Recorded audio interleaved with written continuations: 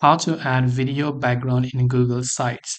Now, if you are creating a Google site website, instead of an image, you want to add a video background. But if I click on the three dots option that you can see right here, the only option I have is replace image. And when I even click on the upload button, you'll only give me the option to use a photo and not a video. Now, even if I click on the replace and select option here also, I'll only be able to select some of the photos and not the videos that I have, right?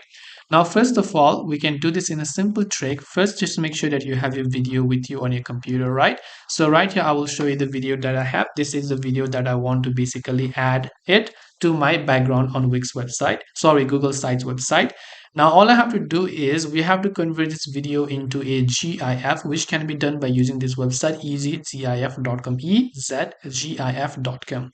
So once here on the EZGIF.com website, you have to go to this option called video to GIF, where we have to simply choose our video file right here. So I'll simply go ahead and choose my video file and then just click on the upload video option, which will convert my video to a GIF option.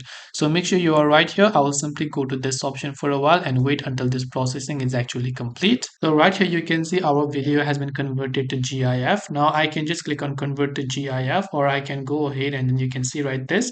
So just click on the convert to GIF option. You can see output GIF animation, and here our GIF has been created. Now just right click on it, click on save image as, and it will be saved as a GIF type. So just click on save.